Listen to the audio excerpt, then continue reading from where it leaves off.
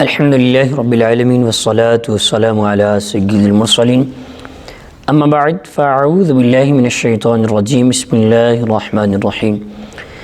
ناظرین و سامعین، آج انشاءاللہ عز و جل ہم سورہ بقرہ کی آیت نمبر 85 اور 86 سے سننے کی سعادت حاصل کریں گے۔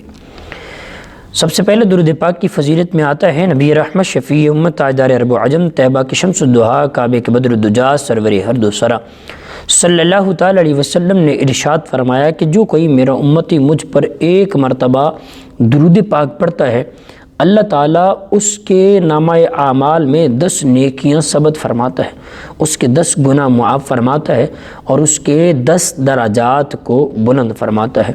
صلو علی الحبیب صلی اللہ تعالی علی محمد صلی اللہ علیہ وسلم۔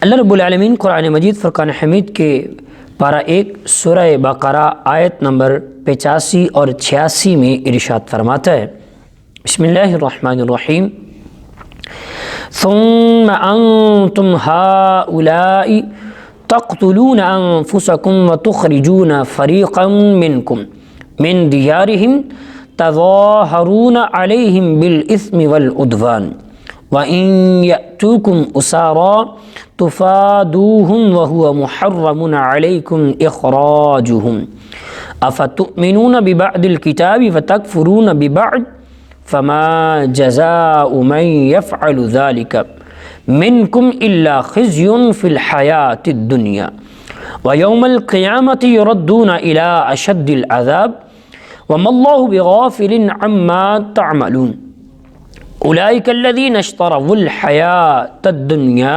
بالآخرہ فلا یخفف عنہم العذاب ولا هم ینصرون۔ ترجمہ کنز الایمان۔ ارشاد فرمایا گیا، پھر یہ تم ہی ہو جو اپنے لوگوں کو قتل بھی کرنے لگے اور اپنے میں سے ایک گروہ کو ان کے وطن سے بھی نکالنے لگے۔ تم ان کے خلاف گناہ اور زیادتی کے کاموں میں مدد بھی کرتے ہو، اور اگر وہی قیدی ہو کر تمہارے پاس آئیں تو تم معاوضہ دے کر انہیں چھڑا بھی لیتے ہو، حالانکہ تمہارے اوپر تو ان کا نکالنا بھی حرام ہے۔ تو کیا تم اللہ کے بعض احکامات کو مانتے ہو اور بعض سے انکار کرتے ہو؟ تو جو تم میں ایسا کرے گا اس کا بدلہ دنیاوی زندگی میں ذلت و رسوائی کے سوا اور کیا ہے، اور قیامت کے دن انہیں شدید ترین عذاب کی طرف لوٹایا جائے گا، اور اللہ تمہارے اعمال سے بے خبر نہیں۔ یہی وہ لوگ ہیں جنہوں نے آخرت کے بدلے دنیا کی زندگی خرید لی، تو ان سے نہ عذاب ہلکا کیا جائے گا نہ ہی ان کی مدد کی جائے گی۔ ناظرین و سامعین، اس آیت میں حضور صلی اللہ علیہ وسلم کے مقدس زمانے میں موجود یہودیوں کے عجیب و غریب طرز عمل کا بیان کیا جا رہا ہے۔ اس کا پس منظر یہ ہے کہ تورات میں بنی اسرائیل کو 3 حکم دیے گئے۔ نمبر 1، ایک دوسرے کو قتل نہیں کرنا۔ نمبر 2، ایک دوسرے کو جلا وطن نہیں کرنا۔ نمبر 3، اگر وہ اپنی قوم کے کسی مرد یا عورت کو اس حال میں پائیں کہ اسے غلام یا لونڈی بنایا گیا تو اسے خرید کر آزاد کر دیں۔ نسل در نسل یہ عہد یعنی وعدہ چلتا رہا، یہاں تک کہ مدینہ منورہ کے گرد و نواح میں یہ یہودیوں کے قبائل 2 قبیلے بنو قریظہ اور بنو نذیر میں منتقل ہوا۔ اس وقت مدینہ طیبہ میں مشرکوں کے 2 قبیلے اوس و خزرج بھی رہتے تھے۔ بنو قریظہ اوس کے حلیف تھے اور بنو نذیر خزرج کے حلیف یعنی چاہنے والے تھے۔ ہر ایک نے اپنے حلیف کے ساتھ قسم اٹھا رکھی تھی کہ اگر ہم میں سے کسی پر کوئی حملہ ہو تو دوسرا اس کی مدد کرے گا۔ جب اوس و خزرج کے درمیان جنگ ہوتی تو بنو قریظہ اوس کے اور بنو نذیر خزرج کی مدد کے لیے آتے تھے، اپنے حلیف کے ساتھ ہو کر آپس میں ایک دوسرے پر تلوار چلاتے، بنو قریظہ بنو نذیر کو اور وہ بنو قریظہ کو قتل کرتے، ان کے گھر ویران کر دیتے اور انہیں ان کی رہائش گاہوں سے نکال دیتے۔ لیکن جب ان کی قوم کے لوگ کو ان کے حلیف قید کر لیتے تو وہ ان کو مال دے کر چھڑا لیتے تھے۔ مثلا اگر بنو نذیر کا کوئی شخص اوس کے قبیلے میں گرفتار ہو جاتا تو بنو قریظہ اوس قبیلے کو مالی معاوضہ دے کر اس کو چھڑا لیتے، حالانکہ اگر وہی شخص لڑائی کے وقت ان کے سامنے آ جاتا تو یہ انہیں قتل کرنے سے دریغ نہیں کرتے تھے، ہرگز چھوڑتے نہیں تھے۔ لوگوں نے ان سے کہا کہ تم بھی عجیب لوگ ہو کہ ایک دوسرے کو قتل بھی کرتے ہو اور فدیہ دے کر چھڑا بھی لیتے ہو۔ یہودیوں نے کہا ہمیں تورات میں یہی حکم دیا گیا ہے کہ ہم قیدیوں کو فدیہ دے کر چھڑا لیں۔ اس پر ان سے کہا گیا تو پھر ایک دوسرے کو قتل کیوں کرتے ہو، حالانکہ تورات میں تمہیں اس چیز سے منع بھی تو کیا گیا ہے۔ یہودیوں نے کہا جنگ کے دوران ایک دوسرے کو قتل کرنے سے اگرچہ ہمارا اللہ تعالیٰ کے ساتھ کیا ہوا عہد ٹوٹ جاتا ہے، لیکن ہمیں اس بات سے شرم آتی ہے کہ ہمارے حلیف ذلیل ہوں، کیونکہ اگر ہم نے ایک دوسرے کو قتل اور جلا وطن نہ کیا تو اس میں ہمارے حلیفوں کی ذلت ہے، اور چونکہ فدیہ دے کر چھڑا لینے میں ان کی ذلت نہیں ہے، اس لیے ہم اس عہد کو پورا کرتے ہیں۔ یہودیوں کی اس حرکت پر انہیں اس آیت میں ملامت کی جا رہی ہے کہ جب تم نے اپنوں کی خون ریزی نہ کرنے، ان کو بستیوں سے نہ نکالنے، ان کے اسیروں کو چھوڑانے کا عہد کیا تھا، تو یہ کیا دو رنگی ہے کہ تم ایک دوسرے کو قتل اور جلا وطن میں کرنے میں ہرگز دریغ نہیں کرتے، اور جب کوئی گرفتار ہو جائے تو اسے فدیہ دے کر چھڑا لیتے ہو۔ اور جن باتوں کا تم نے عہد کیا تھا ان میں سے کچھ باتوں کو ماننا اور کچھ کو نہ ماننا یہ کیا معنی رکھتا ہے؟ جب تم ایک دوسرے کو قتل اور جلا وطن کرنے سے باز نہ رہے تو تم نے عہد شکنی کی اور حرام کے مرتکب ہوئے۔ اس لیے ارشاد فرمایا گیا افتؤمنون ببعض الکتاب، کیا تم کتاب کے کچھ حصے پر عمل رکھتے ہو؟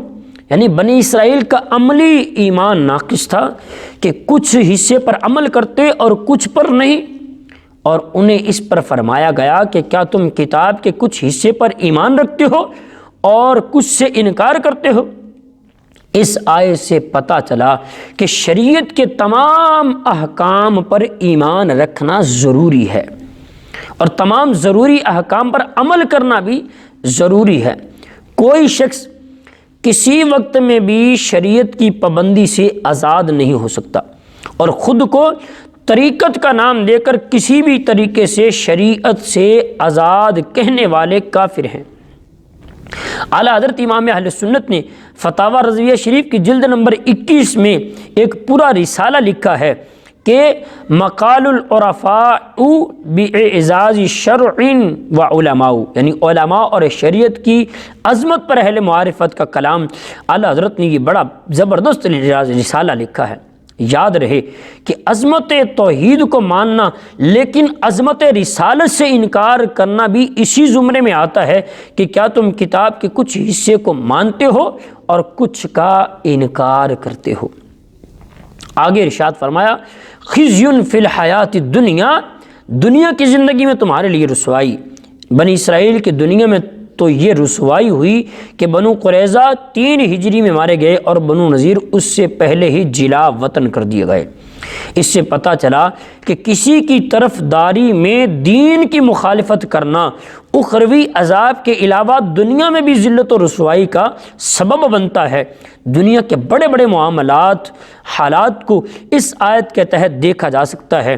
نیز یہ بھی پتہ چلا کہ کبھی گناہوں کی شامت سے بھی دنیاوی آفات آتی ہیں، اسی لیے فرمایا گیا وَمَا اللَّهُ بِغَافِلٍ، اور اللہ تمہارے کاموں سے بے خبر نہیں ہے۔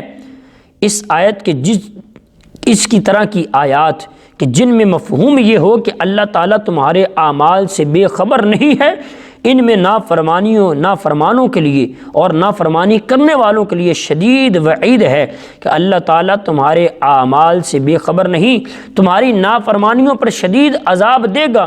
یوں ہی ایسی آیات میں مومنین و صالحین کے لیے خوشخبری ہوتی ہے کہ انہیں اعمال حسنہ کی بہترین جزا ملے گی۔ ناظرین و سامعین، ہمیں بھی مسلمانوں کو بھی غور کرنا چاہیے کہ کیا ہم قرآن احادیث کے کچھ حصوں پر عمل کرتے ہیں اور کچھ کو چھوڑ دیتے ہیں؟ کیا ہم صرف عظمت توحید کے پیروکار ہیں؟ عظمت رسالت، مصطفیٰ کریم علیہ السلام کی عظمت جو ہے ان کو نہیں ماننا؟ ہمارے لیے دونوں ہی ضروری ہیں۔ ہمیں چاہیے کہ ہم عملی میدان میں بھی آگے آئیں، نہ کہ صرف باتوں کے معاملے میں، بلکہ مسلمان اس وقت موجودہ دور میں اپنے آپ کو عملی میدان میں آگے لے کر آئیں گے تو انشاءاللہ عز و جل دنیا بھی بہتر ہوگی، آخرت بھی بہتر ہوگی۔ اللہ تعالی ہمیں عمل کرنے کی توفیق عطا فرمائے۔